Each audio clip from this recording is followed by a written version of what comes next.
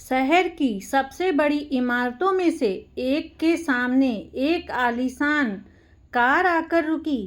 Car से एक नौजवान उतरा। महंगे कपड़े, हाथ में चमकती घड़ी और चेहरे पर कामयाबी का घमंड साफ दिखाई दे रहा था।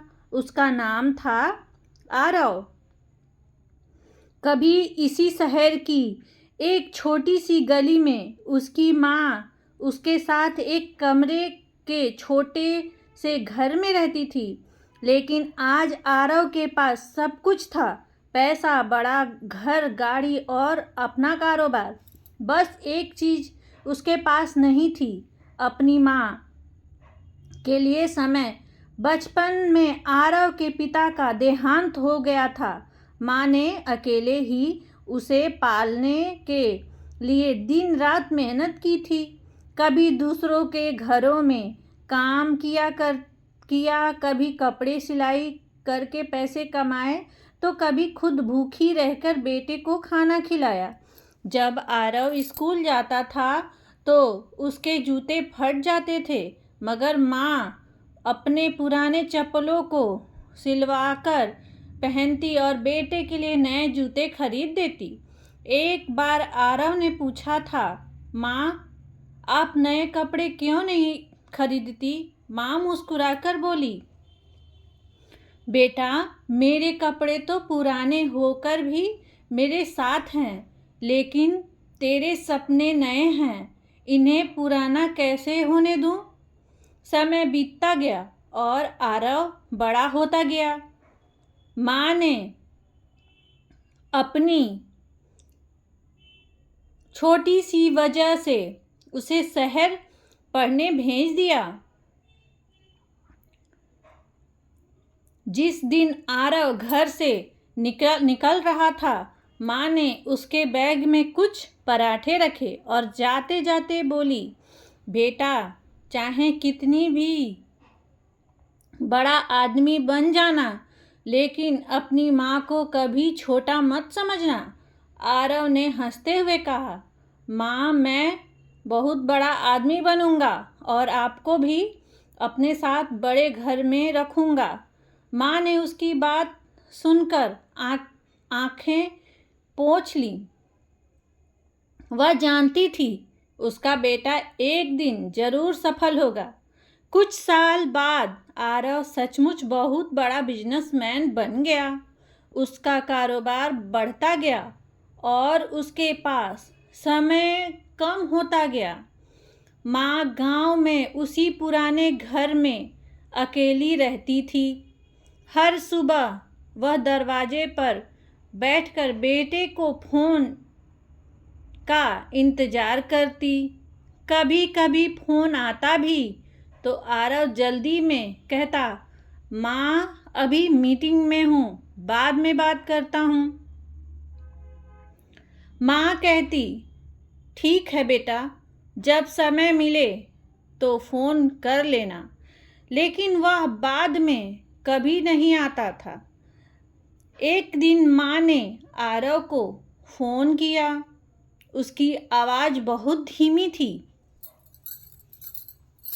उसने कहा, बेटा, आज बहुत याद आ रही है।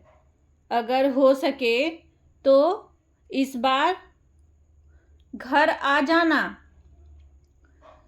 आरव ने लैपटॉप पर नज़र रखते हुए कहा, माँ, अभी बहुत ज़रूरी काम चल रहा है, अगले महीने ज़रूर आऊँगा। माँ कुछ पल चुप रही और फिर बोली, ठीक है बेटा,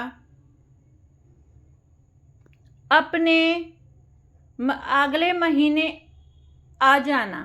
फ़ोन कट गया। उस दिन माँ ने अपने पुराने संदूक से एक छोटी सी लाल साड़ी निकाली। उसमें उसे धोकर साफ किया और बड़े प्यार से तह कर रख दिया। वह मन ही मन सोच रही थी, जब मेरा बेटा आएगा मैं यही साड़ी पहनूंगी। लेकिन अगले महीने आरव नहीं आया। फिर दूसरा महीना आया, फिर तीसरा, और माँ का इंतजार बढ़ता गया।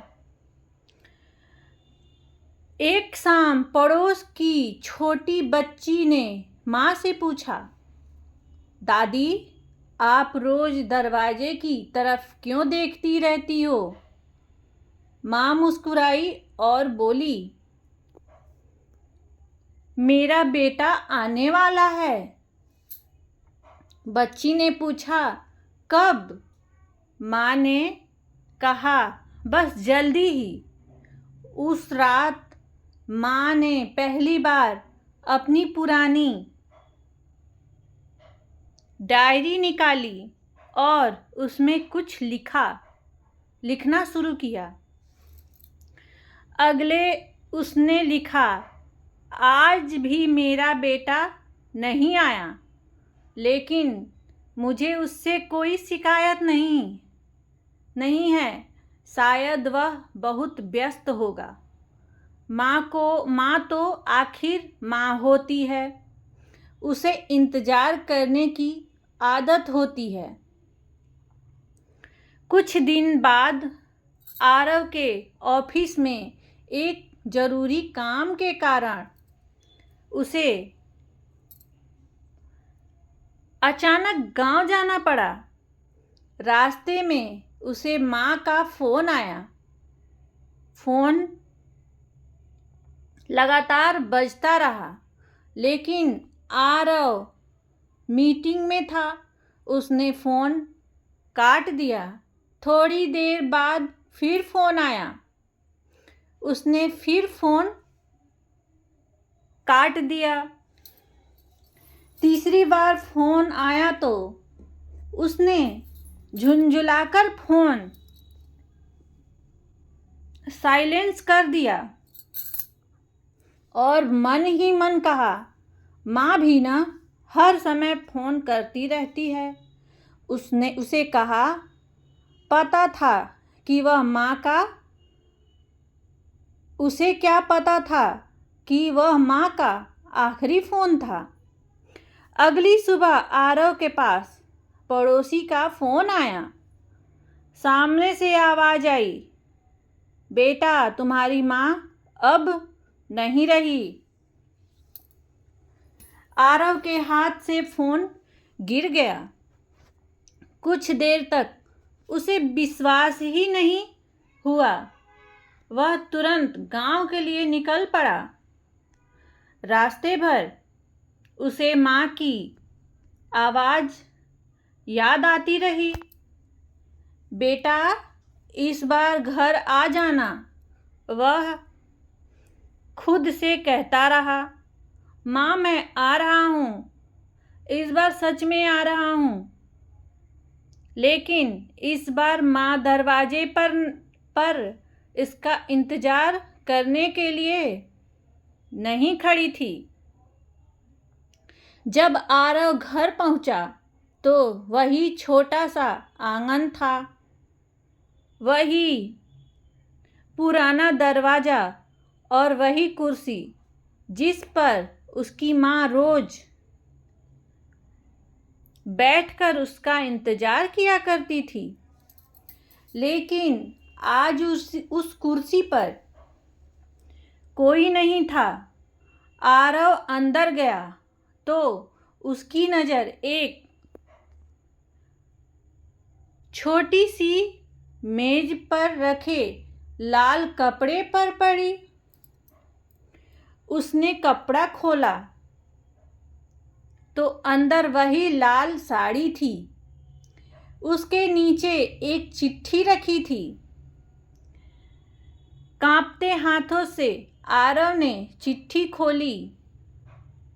चिट्ठी में लिखा था, मेरे प्यारे बेटे आरव, मुझे नहीं पता था यह चिट्ठी तुझे कब मिलेगी।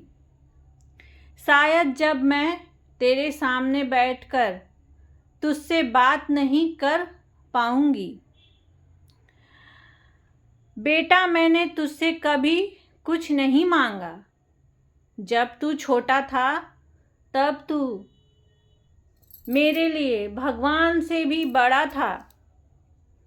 तू भूखा होता था तो मेरा पेट भर जाता था। तू रोता था तो मेरे आंसू आ जाते थे।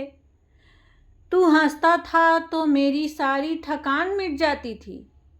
मैं कभी नहीं सोची कि तू बड़ा होकर मेरे लिए क्या करेगा। मैं बस इतना चाहती थी कि तू खुश रहे। आरव की आंखों से आंसू गिरने लगे। चिट्ठी आगे लिखी थी, बेटा, अगर कभी तुझे लगे कि तू अपनी माँ के लिए कुछ नहीं कर पाया तो खुद को दोष मत देना। तूने मुझे दुनिया की सबसे बड़ी खुशी दी थी। तू मेरा बेटा बना। बस एक बात का अफसोस रहेगा कि जब मुझे तेरी ज़रूरत थी तब तू बहुत दूर था। लेकिन बेटा, मुझे तुझसे कोई शिकायत नहीं है। माँ शिकायत नहीं करती। माँ बस इंतज़ार करती है। आरव चिट्ठी को सीने से लगाकर फूट फूट रो पड़ा। उसने घर के चारों तरफ देखा। एक कोने में उसकी बचपन की किताब रखी थी। दीवार पर उसकी पुरानी तस्वीर टंगी थी। एक संदूक में उसके बचपन के कपड़े रखे थे और सबसे ऊपर एक छोटी सी तस्वीर थी जिसमें आरव अपनी माँ की गोद में बैठा मुस्कुरा रहा था। आरव तस्वीर को देखकर बोला, माँ, आपने तो कहा था मैं बड़ा आदमी बनूंगा। मैं बड़ा आदमी बन गया माँ, लेकिन आप नहीं रही।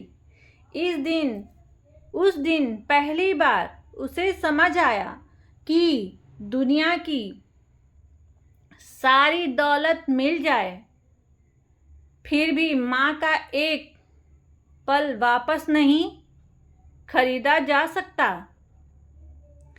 अगले दिन आरव ने अपनी सारी व्यस्तता छोड़ दी और माँ की याद में गांव के बच्चों के लिए एक छोटा सा स्कूल बनवाया।